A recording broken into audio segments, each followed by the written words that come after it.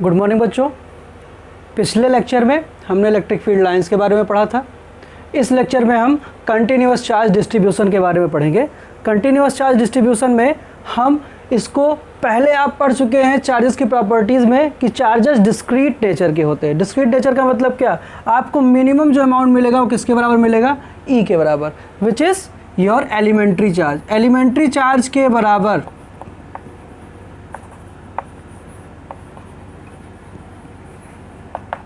ई के बराबर ही आप सम कर सकते हैं। यहाँ उसमें किसी भी बॉडी में चार्जेस को डाल सकते हैं या उसमें से निकाल सकते हैं।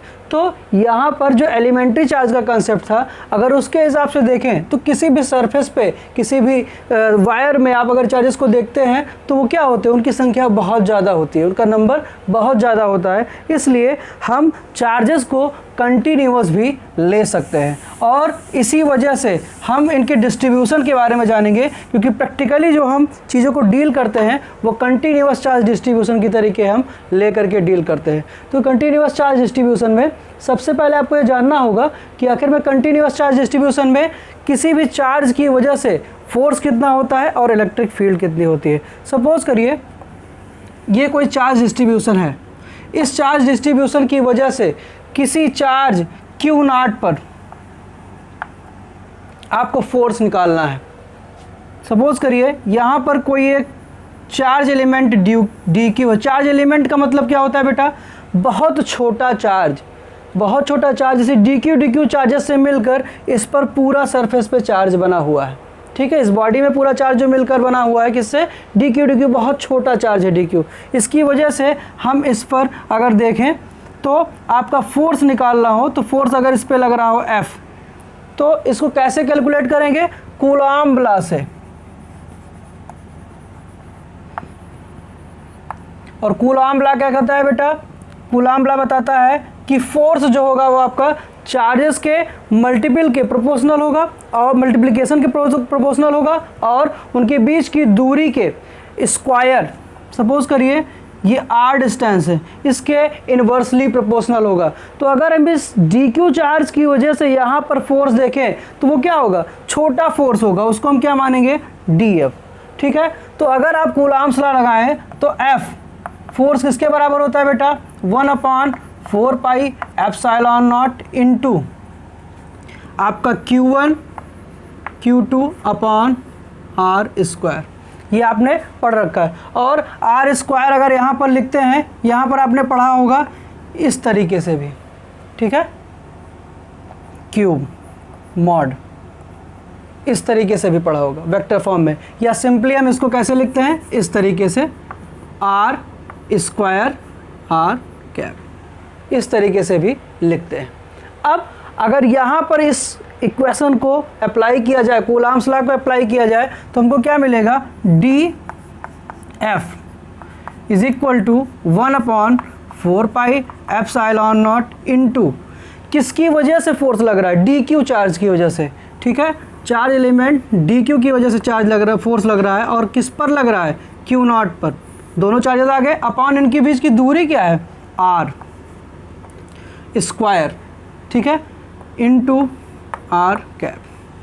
ठीक, इसको चाहे मॉड फॉर्म में ऐसे भी लिख सकते हैं, ज़्यादा सही लिखना है तो ऐसे ही लिखा जाएगा। ठीक, अब ये आपका क्या हो गया, फोर्स हो गया, किसकी वजह से, इस चार्ज एलिमेंट डी क्यू की वजह से फोर्स हो गया।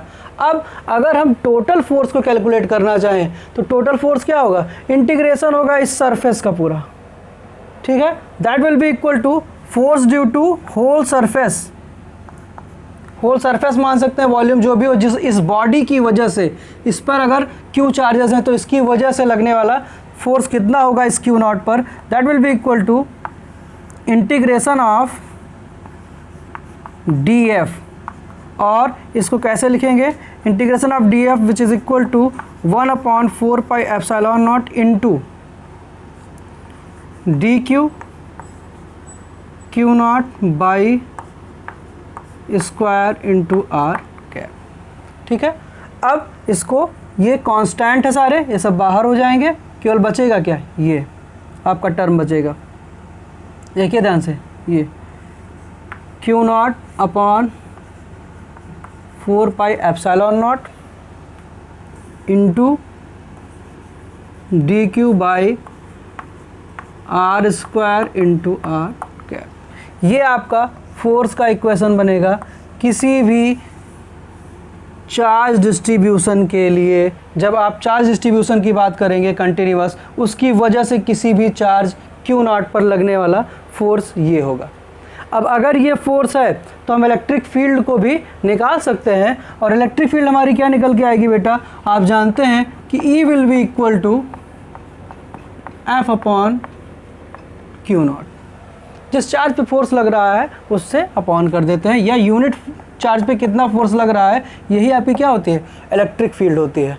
ठीक है, तो यहाँ पर E क्या आ जाएगा आपका, it will be equal to 1 upon 4 pi epsilon not into integration of d q upon are square into are cap.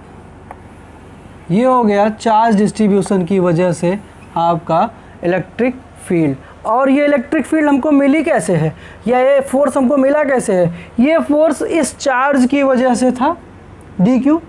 अब हमने सुपरपोजिशन प्रिंसिपल को पढ़ रखा है, उसकी वजह से ही ये फोर्स आया है। क्यों? क्योंकि छोटे छोटे जितने भी चार्जेस इसमें हैं सबके द्वारा जो फोर्स लगेगा, यहाँ पर सबसे जो फोर्स लगेगा वो क्या होगा, सुप्रीम पोज होता जाएगा, जुड़ता जाएगा, और सारे फोर्सेस का इफेक्ट कहाँ मिलेगा, यहाँ पर, जो कि इन सभी फोर्सेस के सुपरपोजिशन प्रिंसिपल लगाएंगे तो वेक्टर सम के बराबर होगा। और वही वेक्टर सम आपको ये क्या दे रहा है, इंटीग्रेशन। क्योंकि ये फोर्सेस बहुत छोटे छोटे हैं इसलिए यहाँ पर हमने इंटीग्रेशन लगाया है, सम का साइन नहीं लगाया है। क्यों? क्योंकि छोटे छोटे हैं, या हम ये कह सकते हैं कंटिन्यूअस हैं, तो हमने यहाँ पर इंटीग्रेशन को लगाया है। इन दोनों इक्वेशंस को आप लोग नोट कर लीजिए। ये नेक्स्ट आपके जो चार्ज डिस्ट्रीब्यूशन को जब हम बताएंगे अभी, तो वहाँ पर ये सारी चीज़ें यूज़ होंगी।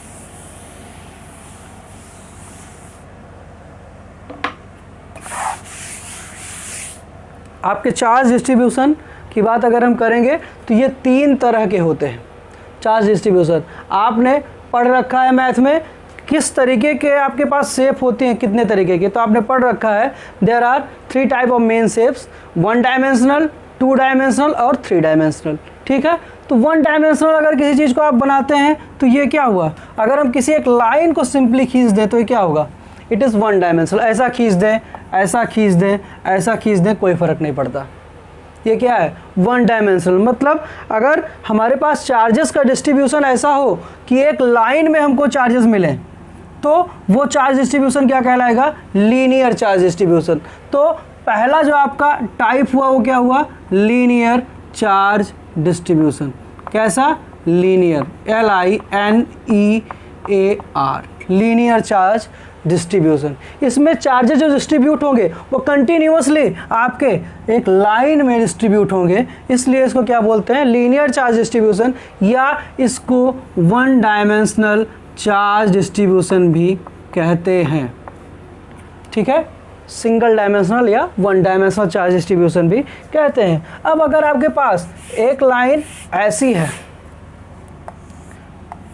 ऐसी है और ऐसी, इस तरीके से, अब इस लाइन, ये सब भी लाइन डिस्ट्रीब्यूशन है, लेकिन ये क्या कर रहे हैं, एक सरफेस को फॉर्म कर रहे हैं, एक एरिया को बना रहे हैं। इसलिए इस तरह का डिस्ट्रीब्यूशन जिसमें आपका 2 डायमेंशंस इन्वॉल्व हैं, यहाँ पर देखिए एक डायमेंशन ये इन्वॉल्व है और एक डायमेंशन ये इन्वॉल्व है। तो अगर आपको कोई पॉइंट लेना है इस पर, तो आपको निश्चित तौर पर 2 पॉइंट्स की ज़रूरत पड़ेगी, और अगर 2 पॉइंट्स की ज़रूरत है तो इसका मतलब क्या है, ये हमारा सरफेस है। क्या है, सरफेस, और इसका हम निकालेंगे क्या, एरिया। ठीक है, तो इसको बोलते क्या है, लीनियर हो गया आपका। सेकेंड चार्ज डिस्ट्रीब्यूशन क्या होगा, सरफेस, सरफेस या एरियल कंटिन्यूअस चार्ज डिस्ट्रीब्यूशन, या इसको एक नाम और देते हैं 2 डायमेंशनल चार्ज डिस्ट्रीब्यूशन। ठीक है, अब अगर इसी सरफेस को हम इस तरह देखें, हमने चार्ज को डिस्ट्रीब्यूट जो किया है वो इस तरीके से डिस्ट्रीब्यूशन हमने किया है।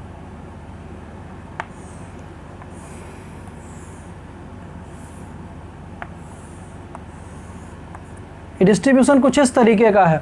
अब यहाँ पर आप देख रहे हैं कि कई सारे सरफेसेस से मिलकर के एक शेप बन रही है। जैसे माचिस का डिब्बा आपका क्या है, कई सारे सरफेसेस को जोड़कर बना हुआ है। जैसे आपका कमरे का आकार क्या है, कई सारे सरफेसेस को जोड़कर बना हुआ है। तो ये कैसी शेप होती है, 3 डायमेंशनल।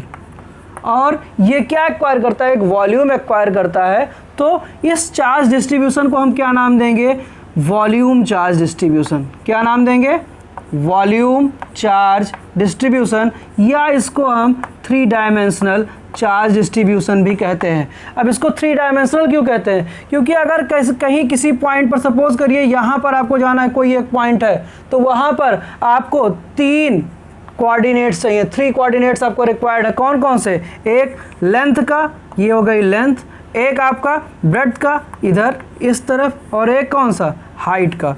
तीनों जब आपको पता होगा तभी आप किसी पॉइंट को लोकेट कर पाएंगे। जैसे कमरे में इस चौक को अगर हम लोकेट करना चाहें, ये अगर ओरिजिन हो, ये कोना आपका एज, तो यहाँ से इसकी दूरी कैसे निकालेंगे, पहले x फिर y फिर z आपका निकल जाएगा। इस तरीके से बेटा इसको यहाँ पर इसमें किसी भी पॉइंट को निर्धारित करने के लिए आपको 3 पॉइंट्स चाहिए।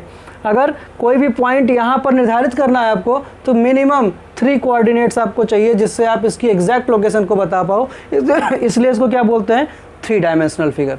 ठीक है, और 3 डायमेंशनल शेप वॉल्यूमेट्रिक होती है, इसलिए ऐसा डिस्ट्रीब्यूशन क्या कहलाएगा, वॉल्यूम चार्ज डिस्ट्रीब्यूशन। ठीक है, अब इसके बारे में हम पूरी तरीके से पढ़ेंगे। सपोज करिए ये कोई लाइन है,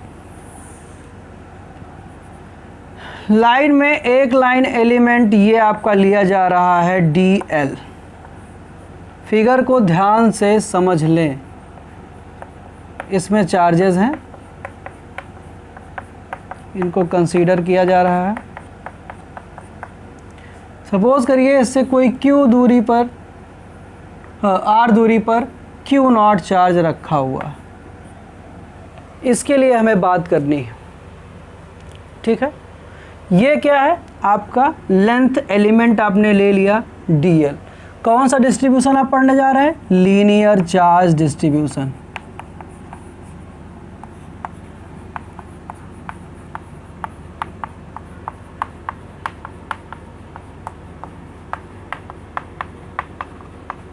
लीनियर चार्ज डिस्ट्रीब्यूशन के बारे में जब आप पढ़ेंगे तो ये कोई एक लाइन एलिमेंट है, इस लाइन के अलॉन्ग आपके चार्जेस हैं, आपका डिस्ट्रीब्यूटेड हैं। और ये हमने एक छोटा सा लाइन एलिमेंट, छोटी सी लाइन को ले लिया। लाइन एलिमेंट का मतलब क्या, छोटी सी लाइन। कोई एक छोटी सी लाइन हमने इसमें सेलेक्ट कर ली है जो बहुत छोटी है, और इससे R दूरी पर एक चार्ज रखा हुआ है Q0। अब अगर हम इस लाइन चार्ज डिस्ट्रीब्यूशन की बात करें, तो लाइन चार्ज डिस्ट्रीब्यूशन सिंपली इसकी डिफिनीशन है, जैसा इसका नाम है वैसे इसकी डिफिनीशन। अगर हमारे चार्जेस कंटिन्यूअसली एक लाइन के अलॉन्ग डिस्ट्रीब्यूटेड हैं, तो वो क्या कहलाएगा, लाइन चार्ज डिस्ट्रीब्यूशन। हम इसमें डेफिनीशन अगर इसकी देना चाहें बेटा, तो सिंपली इसकी डेफिनीशन दे सकते हैं कि if charges are distributed along a line or in one dimension, then distribution is called linear charge distribution. Definition एकदम इजी है, जैसा इसका नाम है क्या, linear charge distribution. Linear means charges हमारे एक लाइन के अलॉन्ग डिस्ट्रीब्यूटेड है, और डिस्ट्रीब्यूशन यहाँ पर दिया हुआ है, तो इसका मतलब क्या, सिंपली आप डिस्ट्रीब्यूटेड वर्ड का यूज़ करेंगे। लाइन के अलॉन्ग जब चार्जेस डिस्ट्रीब्यूटेड होंगे 1 डायमेंशन में, तो वो क्या कहलाएंगे, लीनियर चार्ज डिस्ट्रीब्यूशन। और इसकी डेफिनेशन ये है, आप लोग नोट कर लीजिए। अब इसमें हमको जाना कहाँ है, हमें सबसे पहले इसके आपको डिफाइन करना पड़ेगा कि हर लाइन में आपके चार्जेस डिस्ट्रीब्यूटेड तो हैं, लेकिन किसी पॉइंट पर अगर हम बात करें तो कितने चार्जेस हैं। तो पॉइंट पे अगर हम चार्जेस की बात करना चाहते हैं तो इसका मतलब क्या है, हम लीनियर चार्ज डेंसिटी को निकालना चाहते हैं। मतलब किसी भी पॉइंट पर अगर हमने चार्ज को निकाला है तो हर पॉइंट पे कितना चार्ज है कैसे निकलेगा, उसकी डेंसिटी से। तो जैसे dl है, यहाँ पर सपोज करो dl है और कितने चार्जेस कंटेन कर रहा है, ये dq, ये इतना आपका dq चार्जेस को अगर कंटेन कर रहा है और इसकी लेंथ कितनी है dl। तो अगर यहाँ पर किसी भी पॉइंट पर आप चार्ज को बताना चाहें कितना चार्ज है तो आप क्या बताएंगे, इसकी लीनियर चार्ज डेंसिटी को कि इतना चार्ज है dq/dl। इसी को अब हम डिफाइन करेंगे, इसको क्या बोलेंगे, लीनियर चार्ज डेंसिटी।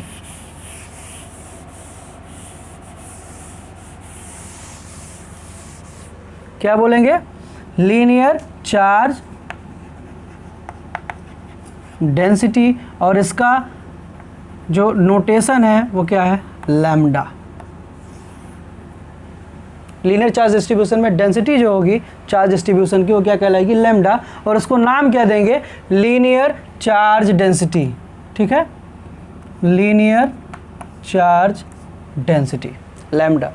अब पर यूनिट, हर यूनिट लेंथ में आपके कितने चार्जेस हैं इस बारे में बात की जाएगी।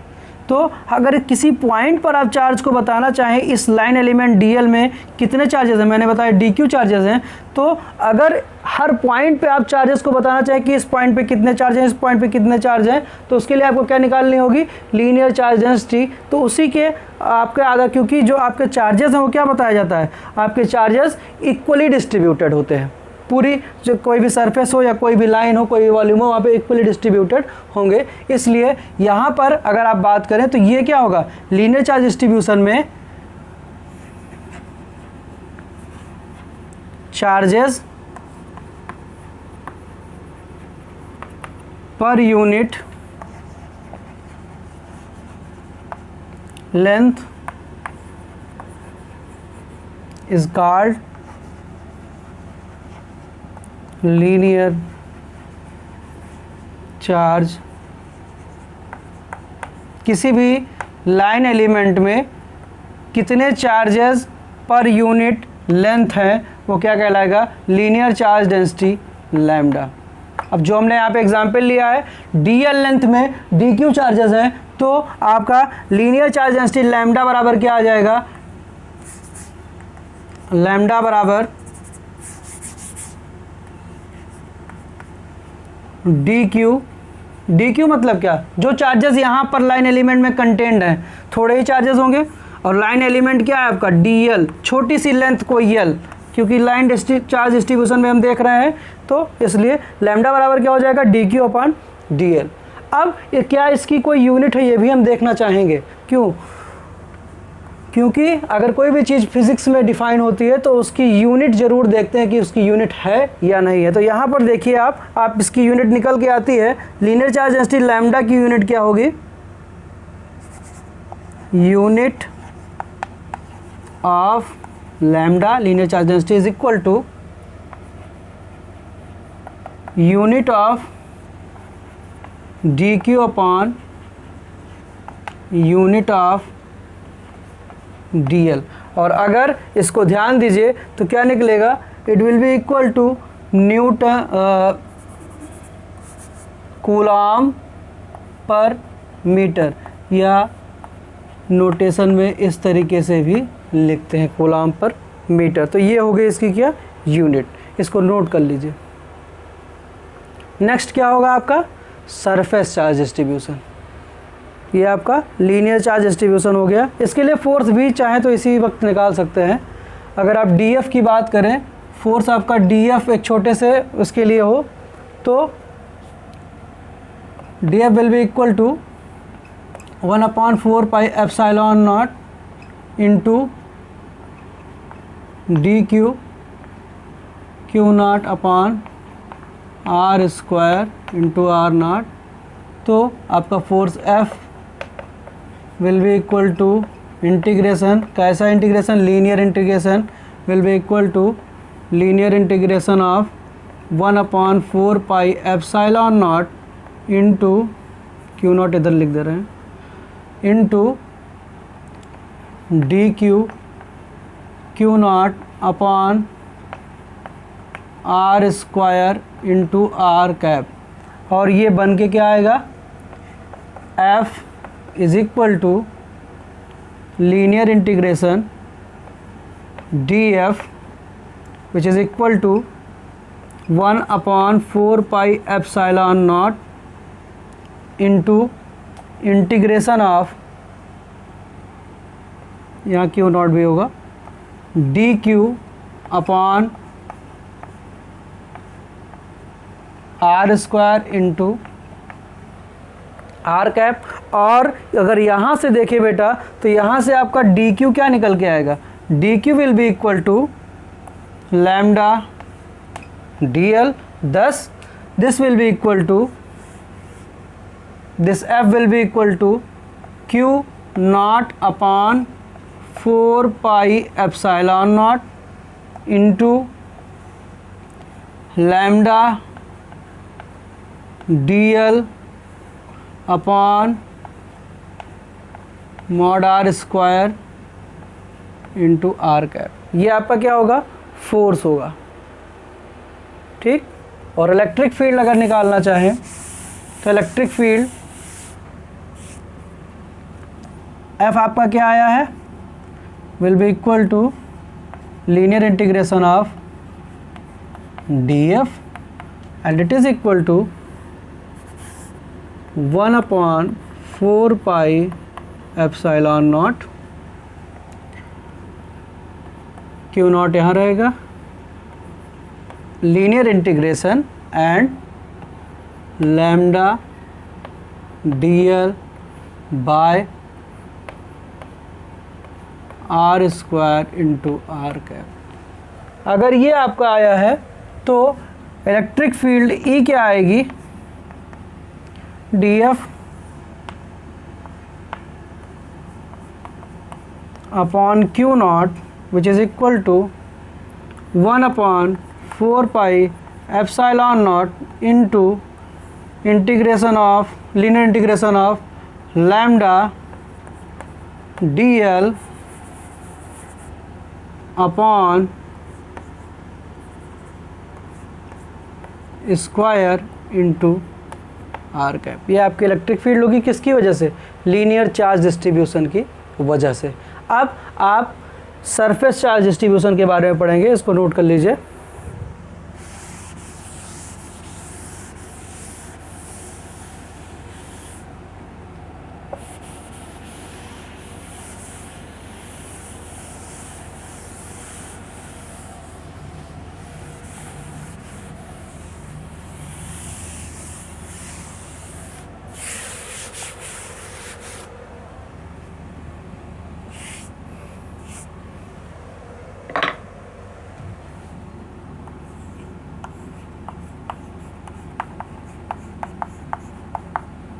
सरफेस चार्ज डिस्ट्रीब्यूशन या 2 डायमेंशनल चार्ज डिस्ट्रीब्यूशन।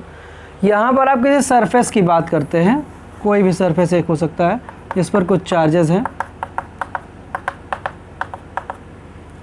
इनकी वजह से किसी चार्ज क्यू नॉट पर आप देखते हैं, और अगर यहाँ पर चार्ज लिया जाए डी क्यू, चार्ज एलिमेंट किसी सरफेस पे डी क्यू लिया जाए, तो उसकी वजह से हमको देखना है। देखते हैं, सबसे पहले सरफेस चार्ज डिस्ट्रीब्यूशन की जब हम बात करते हैं तो यहाँ पर आपको एक चीज़ करनी पड़ेगी कि आखिर में सरफेस चार्ज डिस्ट्रीब्यूशन होता क्या है। इसकी डेफिनेशन हम कैसे निर्धारित करेंगे, इसको डिफाइन हम ऐसे करेंगे कि when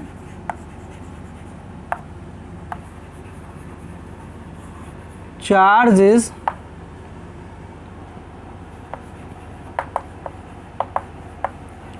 distributed over a surface or in two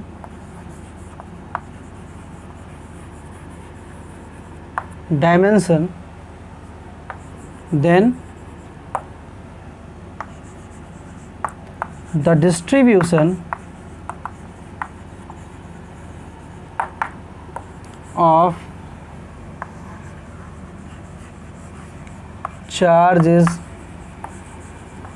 called surface charge distribution. क्या कहा जाएगा इसको? Surface charge distribution. कब कहा जाएगा? जब आपका चार्ज किसी सरफेस पर, इस सरफेस के ऊपर आपके चार्जेस डिस्ट्रीब्यूटेड हैं, तो ये क्या कहलाएगा? आपका सरफेस चार्ज डिस्ट्रीब्यूशन। और इस डिस्ट्रीब्यूशन में आपके चार्जेस सरफेस पे कंटिन्यूसली और इवनली क्या है? आपके डिस्ट्रीब्यूटेड है। अब अगर यहाँ पर इस चार्ज डिस्ट्रीब्यूशन की हम बात करते हैं तो हमको एक टर्म डिफाइन करना पड़ेगा कि अगर किसी भी एक यूनिट एरिया पर हम बात करें तो हर यूनिट एरिया पर किसी भी पॉइंट पर कहीं पर भी हम एरिया को लें तो वहाँ पर आपके चार्जेस कितने होंगे, इसको डिफाइन करने के लिए सपोज़ करिए इस एरिया में dq चार्जेस हैं और यहाँ पर एरिया कितनी है? ds। इस ds एरिया में ds एरिया एलिमेंट में dq चार्जेस हैं, तो आखिर में कितने चार्जेस होंगे किसी भी पॉइंट पर, उसको हम डिफाइन करना चाहें तो क्या कहलाएगा? Surface charge density.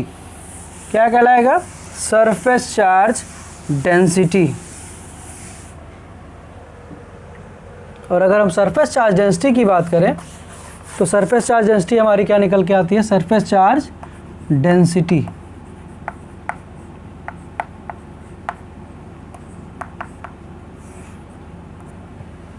इसको जो डिनोट करते हैं वो सिग्मा से डिनोट करते हैं। सरफेस चार्ज डेंसिटी की अगर हम बात करें, इस ds में कितने चार्ज कंटेंट है? dq, ds एरिया एलिमेंट में। तो आपकी जो सरफेस चार्ज डेंसिटी होगी सिग्मा, वो किसके बराबर होगी?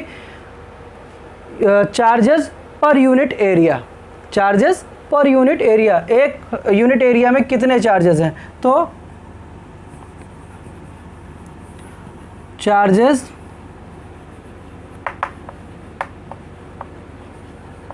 buted over per unit area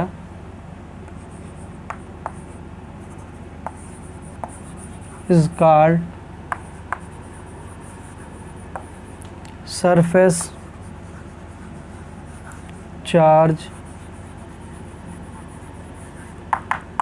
density sigma.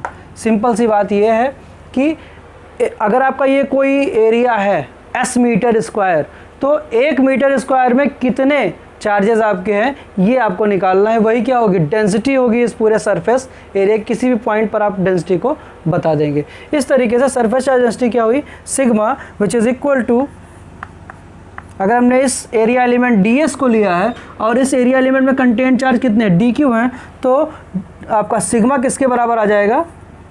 Sigma will be equal to dq by ds।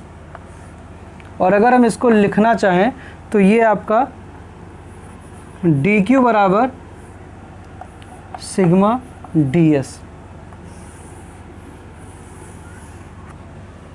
ये होगा।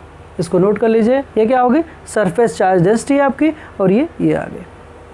अब ये भी एक फिजिकल क्वांटिटी बन रही है। अगर ये बन रही है तो इसमें आपका यूनिट भी होना चाहिए। तो आपकी सिग्मा की यूनिट क्या होगी? Unit of q upon unit of ds बनेगा क्या? कूलॉम पर मीटर स्क्वायर, या इस तरीके से आपकी ये unit of sigma.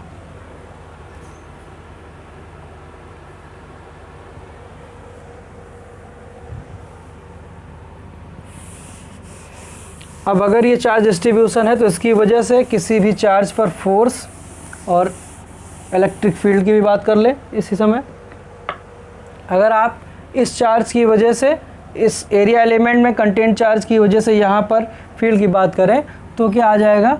df is equal to 1/4 pi epsilon not into dq q not by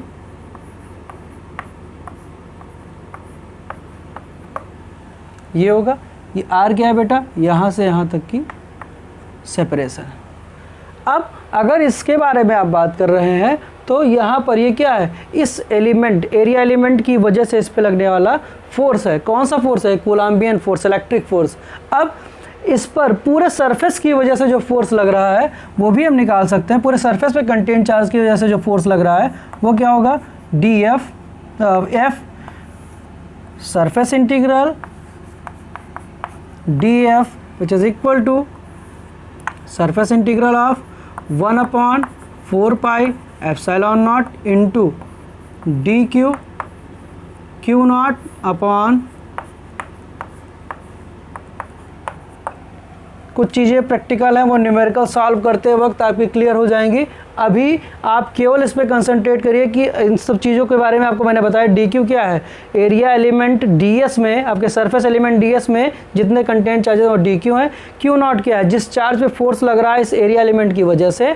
are क्या है? आपका आर वेक्टर क्या है? यूनिट वेक्टर है, इसके वेक्टर आर के अलांग, और ये आपका आर वेक्टर है, इससे इसके बीच की दूरी का वेक्टर जो पोजीशन वेक्टर है आपका।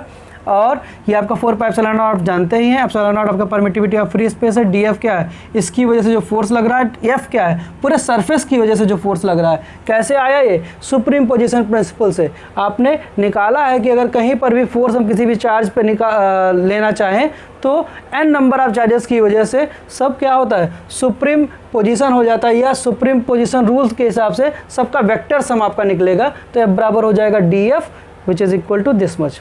और अगर इसको और अच्छे से लिखना चाहें तो ये क्या हो जाएगा? S d f is equal to Q not बाहर आ जाएगा, एक कांस्टेंट की तरीके है, into surface integral of d q upon square into r cap. और ये डी क्यू किसके बराबर है? आपने वहाँ पे निकाला था d q is equal to sigma d s. वही चीज़ यहाँ पर आपको लिखनी है। Then F is equal to integration surface integration of d f which is equal to Q not upon 4 pi epsilon not surface integral d q is equal to sigma d s upon are square into, ये आपका हो गया force. और यहाँ पर अगर electric field को निकालना चाहें तो फोर्स पर यूनिट कूलम्ब, इसका मतलब क्या? अगर क्यू की वैल्यू क्या हो? क्यू नॉट की वैल्यू 1 हो तो उस पर जो फोर्स लगेगा वो क्या होगा? इलेक्ट्रिक फील्ड होगी। इस तरीके से अगर हम इलेक्ट्रिक फील्ड को निकालना चाहें इस चार्ज डिस्ट्रीब्यूशन की वजह से इस चार्ज क्यू नॉट पर, तो this will be equal to E is equal to F upon q not, और इसकी वैल्यू क्या हो जाएगी? 1/4 pi epsilon not into surface integral sigma d s upon are square into are cap. ये आपकी electric field होगी। किसकी वजह से? इस सरफेस चार्ज डिस्ट्रीब्यूशन की वजह से। कहाँ पर? इस चार्ज क्यू नॉट पर। ठीक है, नोट कर लीजिए। अब इसके बाद नेक्स्ट चार्ज डिस्ट्रीब्यूशन हमारा क्या है? Volume charge distribution. Volume charge distribution में किसकी बात करेंगे? हम पूरे वॉल्यूम की बात करेंगे कि आखिर में कोई वॉल्यूम आएगा तो उस पर चार्ज डिस्ट्रीब्यूशन का क्या असर होगा।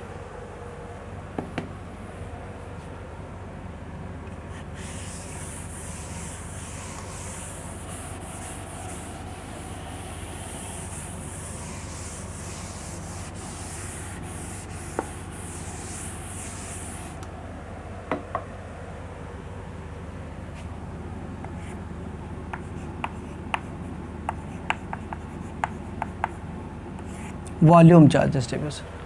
अब एक ऐसा चार्ज डिस्ट्रीब्यूशन के बारे में हम बात करने जा रहे हैं जो कि हमारा 3 डायमेंशनल हो या एक वॉल्यूम को कंटेन करता हो। एक वॉल्यूम में हमने चार्जेस को डिस्ट्रीब्यूट कर दिया हो। सपोज करिए ये कोई एक वॉल्यूम है जिसमें चार्जेस आपके डिस्ट्रीब्यूटेड हैं।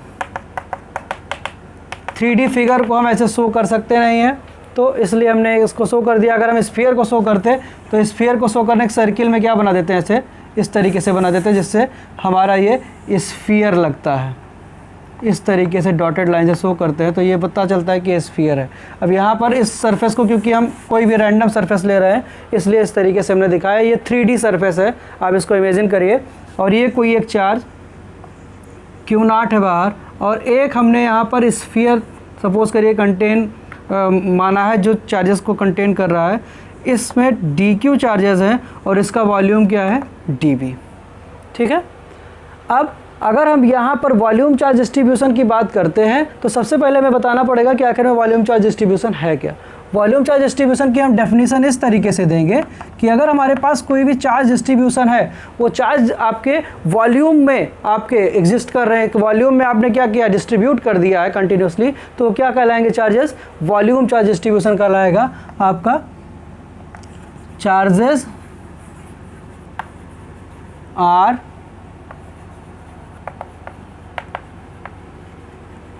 distributed if charges are distributed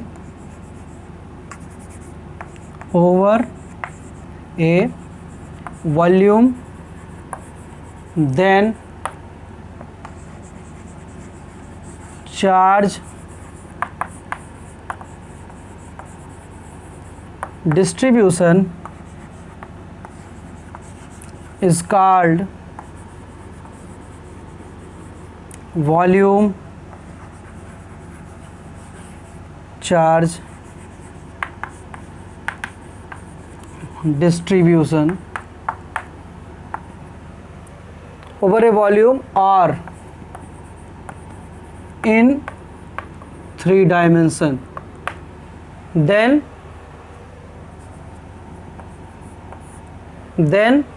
charge distribution is called volume charge distribution. अगर आपके चार्जेस एक वॉल्यूम में डिस्ट्रीब्यूटेड हैं तो वो क्या कहलाएंगे, वॉल्यूम चार्ज डिस्ट्रीब्यूशन कहलाएगा इसको। अब इसमें आपको एक क्वांटिटी डिफाइन करनी पड़ेगी कि अगर आप किसी भी पॉइंट पर आप चार्जेस को देखना चाहें तो आखिर में कितने चार्जेस होंगे, तो वो डिफाइन करने के लिए पर यूनिट वॉल्यूम कितने चार्जेस हैं ये आपको डिफाइन करना पड़ेगा। तो यहाँ पर बेटा आप देख रहे हैं कि इस वॉल्यूम डिस्ट्रीब्यूशन में हमने एक छोटा सरफेस एलिमेंट वॉल्यूम एलिमेंट यहाँ पर dv लिया है जो कि चार्जेस dq को कंटेन करता है। तो अगर हम यहाँ पर वॉल्यूम चार्ज डिस्ट्रीब्यूशन की बात कर रहे हैं तो हमें वॉल्यूम चार्ज डेंसिटी को डिफाइन करना पड़ेगा कि आखिर में हर वॉल्यूम में यूनिट वॉल्यूम में कितना चार्ज आपका है। तो ये क्या कहलाएगा, वॉल्यूम चार्ज डेंसिटी, और ये किसके बराबर होगी, आपका रो के। ठीक है। अब यहाँ पर देखेंगे हम क्या होगा, charge per unit volume is called volume charge density rho.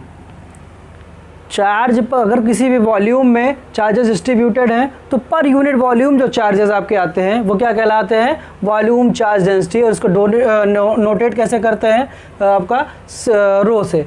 तो यहाँ पर आपने क्या माना है कि इस वॉल्यूम एलिमेंट dv में छोटा सा कोई वॉल्यूम है इसलिए उसको क्या बोलते हैं, वॉल्यूम एलिमेंट, और इसमें चार्जेस कितने कंटेंट हैं, dq। तो यहाँ पर अगर हम वॉल्यूम चार्ज डेंसिटी को डिफाइन करना चाहें तो लैम्डा बराबर क्या हो जाएगा, dq अपॉन dv, और यहाँ से अगर हम देखें तो dq बराबर क्या हो सकता है, रो इंटू dv। ठीक है, ये आपका क्या हो गया, वॉल्यूम चार्ज डेंसिटी। और वॉल्यूम चार्ज डेंसिटी को आप देखें तो यहाँ पर dq और dv आ रहा है, ये भी फिजिकल क्वांटिटी है, तो इसको डिफाइन करने के लिए आप डिफाइन कर दिया है आपने। अब इसके क्या बारे में बात करेंगे, यूनिट के बारे में बात करेंगे। तो यूनिट ऑफ रो की अगर हम बात करें तो it will be equal to coulomb per metre cube, या इसको ऐसे भी लिख सकते हैं कूलाम मीटर इनवर्स 3। ये आपका हो गया यूनिट। अब इस वॉल्यूम चार्ज डिस्ट्रीब्यूशन की वजह से हम इलेक्ट्रिक फोर्स इस चार्ज Q0 पर और आपके इलेक्ट्रिक फोर्स और इलेक्ट्रिक फील्ड की बात करेंगे E की।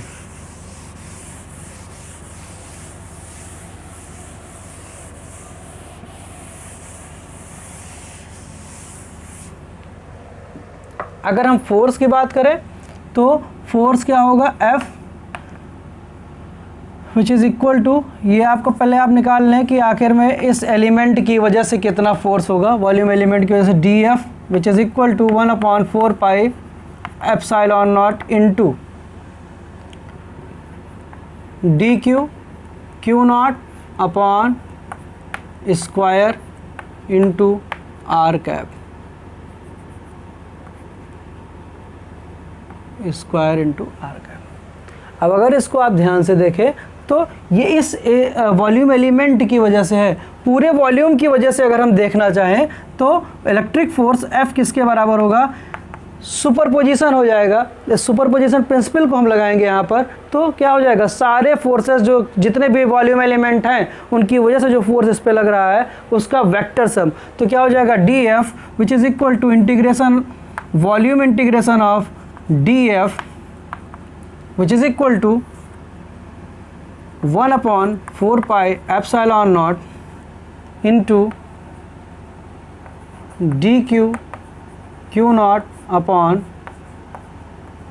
स्क्वायर R कैप, और यहाँ से Q नॉट बाहर हो जाएगा, 1/4 पाई एप्सिलॉन नॉट बाहर हो जाएगा, तो बचेगा क्या, it is equal to Q not upon 4 pi epsilon not integration of dQ upon square into R cap, और dQ बराबर आपका आया क्या था, dQ is equal to rho dV आप बता चुके हैं। तो आपका फोर्स क्या आ जाएगा, F will be equal to Q not into 4 pi epsilon not, और ये वॉल्यूम इंटीग्रल होगा आपका, वॉल्यूम इंटीग्रल dQ की जगह पे क्या रखेंगे, रो dV upon R square into R cap. ये क्या हो जाएगा आपका, इलेक्ट्रिक फोर्स किसी भी चार्ज Q नॉट पर इस वॉल्यूम एलिमेंट की वजह से, वॉल्यूम पूरे वॉल्यूम की वजह से। अब अगर हम इलेक्ट्रिक फील्ड की बात करें तो इलेक्ट्रिक फील्ड क्या होती है, it is per unit coulomb force at A point, इस पॉइंट पर यूनिट कूलाम जितना फोर्स लगेगा वो क्या कहलाएगी, इलेक्ट्रिक फील्ड। मतलब अगर यहाँ पर यूनिट कूलाम रखा हो आपका चार्ज, तो जितना फोर्स लगेगा वो क्या कहलाएगा, इलेक्ट्रिक फील्ड। तो इलेक्ट्रिक फील्ड E बराबर क्या होगी, F upon Q not which is equal to 1/4 pi epsilon not into integration, कौन सा integration, volume integration into rho dV upon R square into R cap. ये आपका क्या आ गया, इलेक्ट्रिक फील्ड। अब हमने चार्जेस को किस फॉर्म में देख लिया है, जो चार्जेस हमारे हैं वो कंटिन्यूअस फॉर्म में हमने देखा है कि कंटिन्यूअस डिस्ट्रीब्यूशन अगर हो चार्जेस का तो आखिर में क्या होगी इलेक्ट्रिक फील्ड, क्या होगा फोर्स, इन सब चीज़ों के बारे में हमने पढ़ा। और हमने इस डिस्ट्रीब्यूशन को 3 तरीके से पढ़ा है, लीनियर, सरफेस और वॉल्यूम। आगे जो भी चीज़ें इसमें कन्फ्यूज़न है, जब आप इन न्यूमेरिकल्स को लगाएंगे तो आपको समझ में आएगा कि आखिर में कहाँ पर हमें वॉल्यूम के लिए हमें क्या यूज़ करना है, ये चीज़ें आपको क्लियर हो जाएंगी। और ये सब जो आपको कंसेप्ट यहाँ पर बताया गया है, इस कंसेप्ट को आप एक बार दोहराएं और कल के PSS में पूछें। Thank you.